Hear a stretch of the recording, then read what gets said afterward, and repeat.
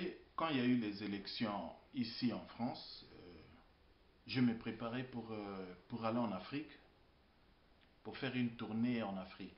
Et j'ai été ravi que la France ait changé quand même de régime et qu'un autre président a pris les commandes. Mais vous savez, moi j'ai toujours dénoncé et je pense que j'ai même écrit au président de la République pour lui dire que dans les prochaines élections, quand un président sera élu, je pense que le langage de dire je suis le président de tous les Français me paraît un peu démagogique parce que nous savons que euh, en France, il y a quand même des étrangers qui y vivent. Et ces étrangers ont des familles, ils ont des enfants, des femmes qui sont eux français. Ça veut dire que ces étrangers influencent aussi directement sur les élections. Je peux prendre un exemple.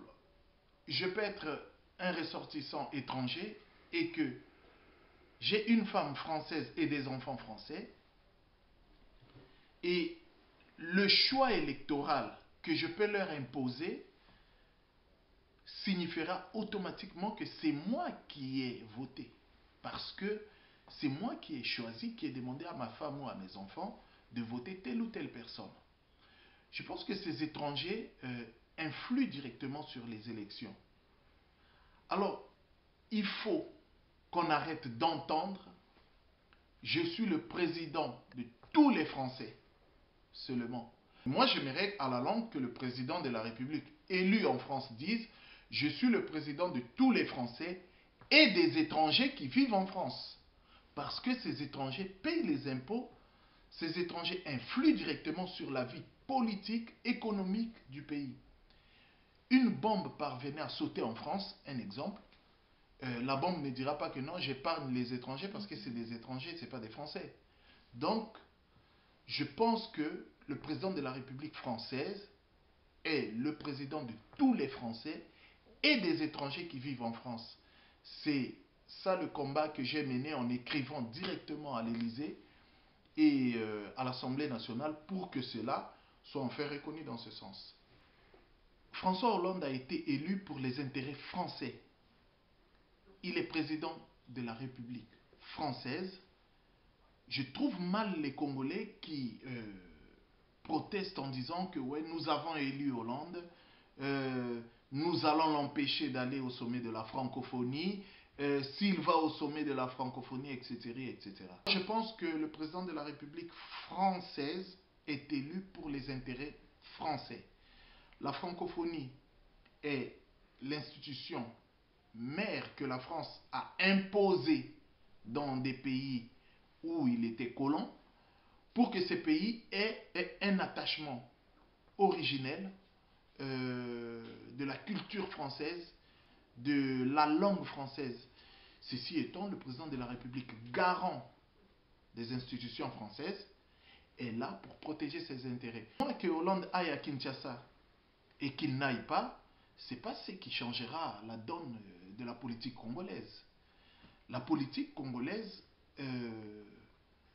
changera parce que les Congolais y mettent beaucoup d'intérêt et la volonté de sortir Kabila du pouvoir au Congo. Parce que, rassurez-vous, ce que je peux vous dire, c'est un vrai désordre dans la vie politique, économique, sociale et culturelle de la République démocratique du Congo. C'est ça. Je pense que l'Afrique doit avoir un projet.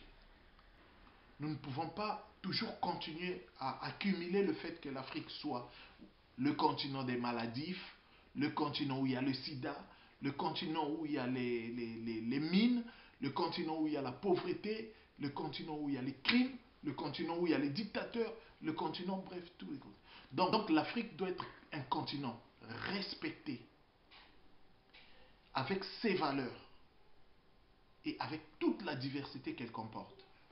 C'est pourquoi nous devons constituer un projet pour l'Afrique. Et ce projet, c'est ce que j'ai élaborer et que je vais présenter à la plupart des dirigeants africains. Ceux qui prendront en compte ce projet, ça sera pour l'intérêt du continent africain. Parce que nous ne pouvons pas continuer toujours à rester comme ça, en train de voir le monde passer devant nous, alors que nous passons la mondialisation, alors que nous passons la crise économique, alors que nous passons une succession des événements qui sont toujours à nos portes. Je pense que nous devons aussi aller dans le sens du changement en Afrique, dans le sens de l'évolution des mentalités, dans le sens du développement économique et dans le sens de la démocratie. Et tout cela nous ramènera à la paix. Sans ça, nous ne pouvons pas espérer à notre survie. Donc, le continent africain est en danger. Si le continent africain parvient à s'en sortir de ce danger, vous verrez que la plupart des pays qui sont en Afrique essaieront maintenant de se moderniser pour que le continent africain aujourd'hui soit jugé comme un continent où il fait bon de vivre. Voilà. C'est bon, on rajoute.